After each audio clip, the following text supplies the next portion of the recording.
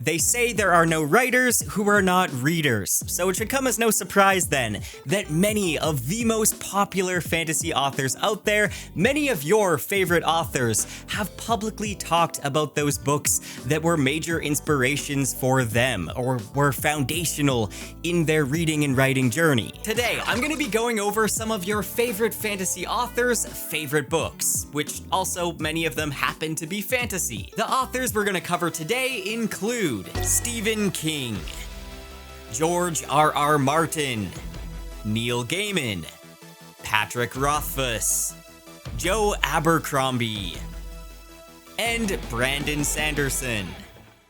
And if any of these authors have written some of your favorite books, then I highly encourage you to read some of their recommendations. It can be so satisfying just discovering where they drew some of their inspiration from. Not to mention they likely have good taste, so you should probably read these books. Now, I will be making a part 2 to this video, maybe even a part 3, just so I can cover more authors. So let me know in the comments which author's favorite books you would like to see me cover next. Before getting into it though, the channel has been blessed with a sponsor. This video is sponsored by NordVPN. Have you ever dreamed of having your own personal fortress? Because I know I have. With NordVPN, it's like having a fortress around your online data. Imagine having your own digital bodyguard that keeps all your sensitive information safe from all those cyber criminals that are lurking on unencrypted websites. NordVPN encrypts your internet traffic, standing guard against online threats so that you can browse without worries. Plus, it's the fastest VPN on the planet, so your protection isn't going to be slowed down. Just with one click, your online safety is supercharged. I've actually been using NordVPN for years now, and I use it every single day. I use it on my PC, I use it on my phone, and just knowing that their threat protection is in place, it just gives me that peace of mind because it blocks malicious links, stops those annoying pop-up ads, and it even monitors the dark web and notifies me if my information is compromised. And you know, you could unlock the internet's hidden gems. If there's a show that's not available in your country, just connect to that country and boom, NordVPN's got the secret handshake, no problem. I highly recommend checking out NordVPN. Using my link, you can get 4 months extra on a 2-year plan. And it's risk-free with Nord's 30-day money-back guarantee. Huge thank you to NordVPN for sponsoring the video. Now back to the video. All right, let's talk about the king of horror himself, Stephen King. Imagine a universe where fear is the currency and Stephen King is the billionaire tycoon. Before King, clowns were merely colorful entertainers at a birthday party. Enter Pennywise.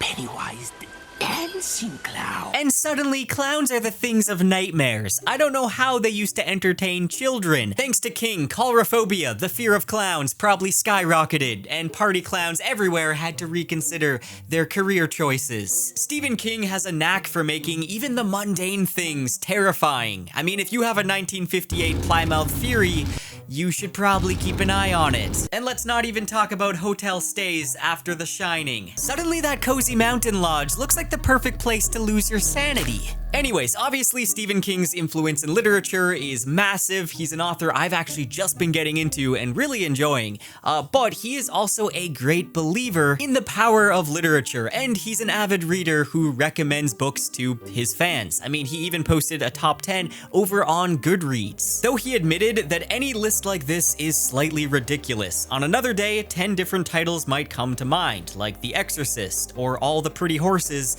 in place of Blood Meridian.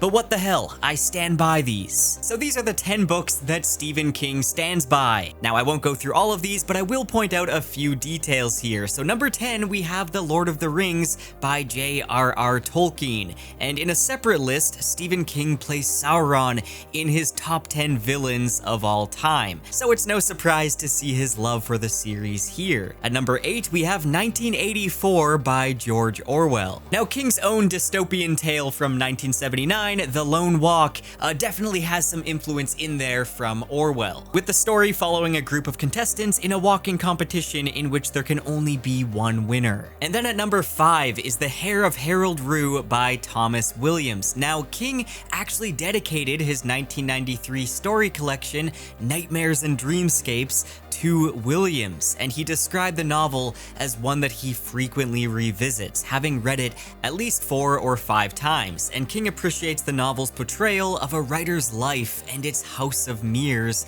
type of structure, which he finds resonates with his own understanding of what it means to be a writer. He also gives praise to its truthful depiction of the complexities and realities of storytelling.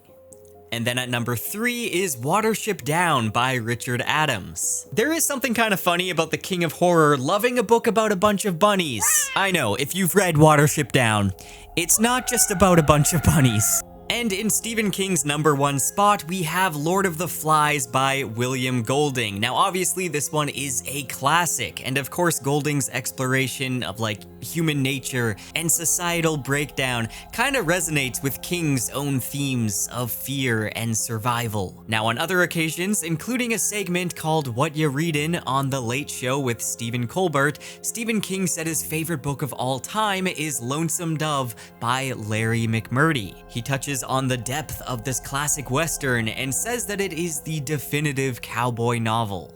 Next up, we have George R.R. Martin. Now, Georgie Boy has single-handedly taught millions that it's perfectly normal to grow deep emotional attachment to fictional characters, only to brutally sever those attachments in the most unexpected ways. If there's one lesson we've all learned from A Song of Ice and Fire, it's that no character, no matter how beloved, is safe from the author's ruthless pen. I mean, thanks to Martin, readers and viewers everywhere now have trust issues, especially when it comes to wedding invitations. Now, Martin has said that a reader lives 1,000 lives before he dies. The man who never reads lives only one. I have lived 1,000 lives, and I've loved 1,000 loves. I've walked on distant worlds and seen the end of time, because I read. Now, as far as his favorite book, Martin has said that he has read thousands of books since he was a kid, and he can't choose just one, but that he has a long list of favorites.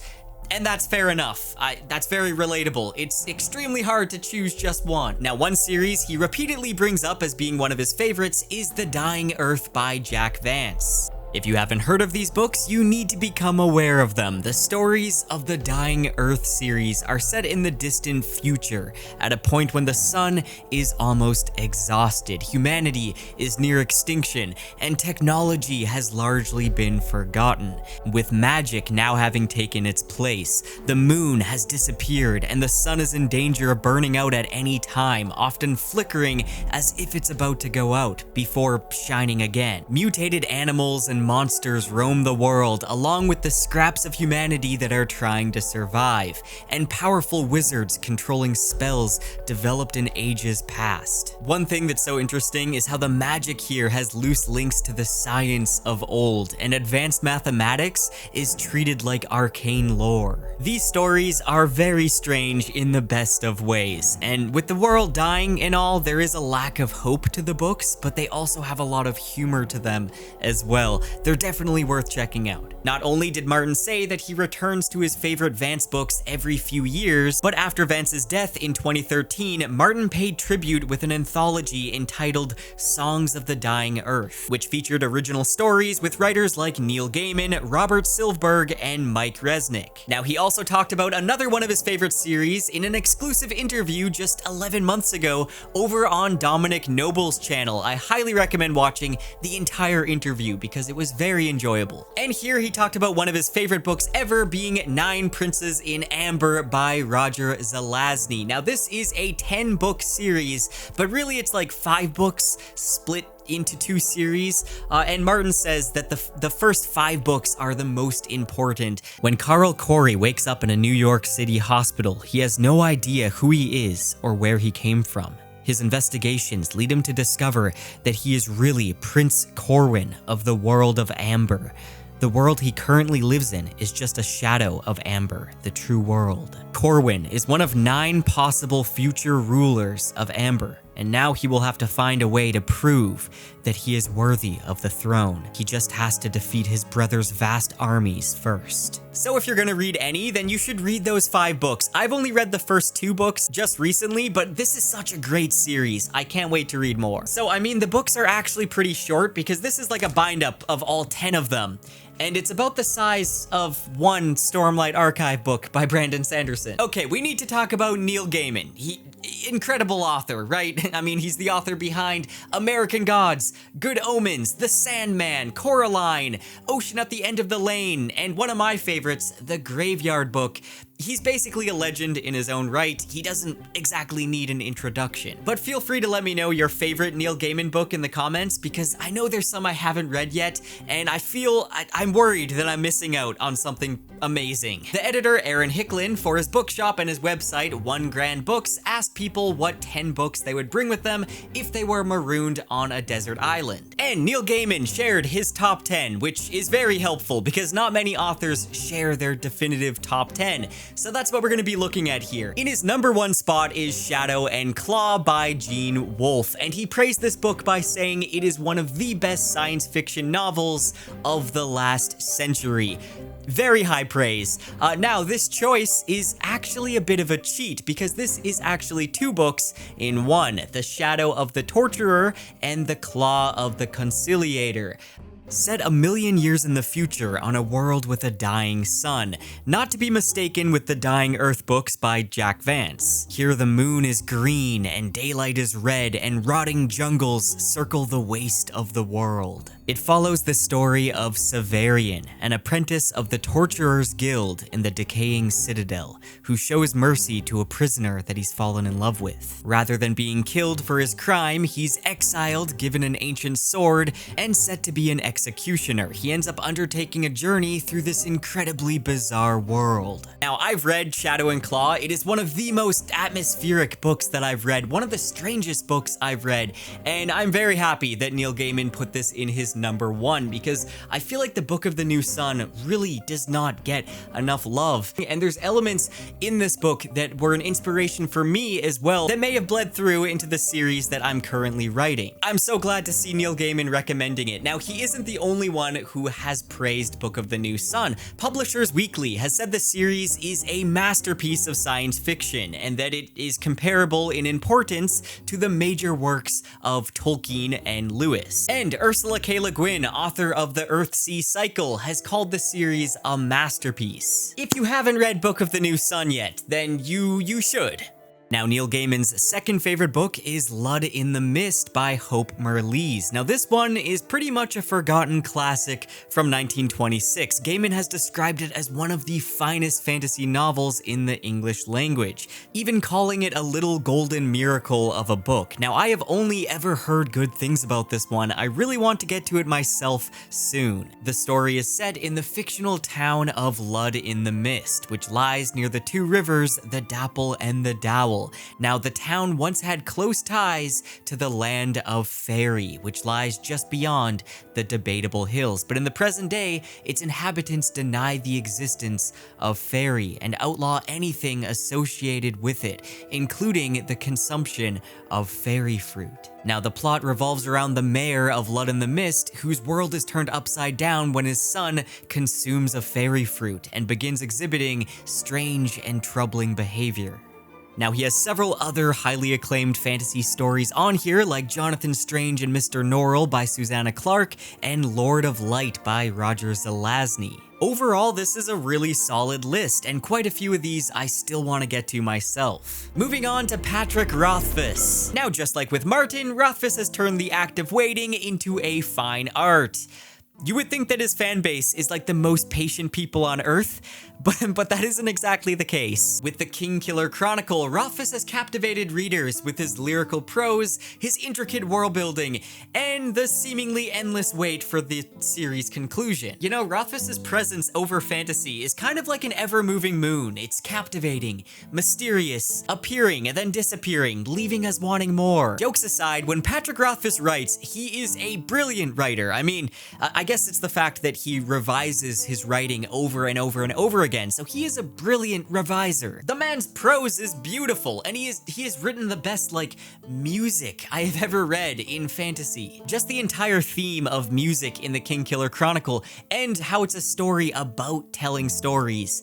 It's wonderful. There's multiple stories within stories in the Kingkiller Chronicle. Anyways, it's no wonder that one of Patrick Rothfuss's favorite books is The Last Unicorn by Peter S. Beagle. He cites the incredible language of the story to be one of his favorite elements, along with the smoothness of the narrative. The story follows the journey of a unicorn who explores the world in search for answers to what happened to the rest of her kind. The Last Unicorn is a beautiful classic. I grew up watching the movie adaptation, if anybody remembers that, which is wonderful as well, but I highly recommend reading the book. Now, Patrick Rothfuss has given a long list of recommendations over on his blog and on Goodreads, with titles including the Riddle Master books by Patricia A. McKillop. He's also a big fan of the Chronicles of Amber by Roger Zelazny, and the Sandman Slim books by Richard Cadre. Now, Rothfuss has also mentioned that he's a big fan of Ursula K. Le Guin's masterpiece, The Earth-Sea Cycle,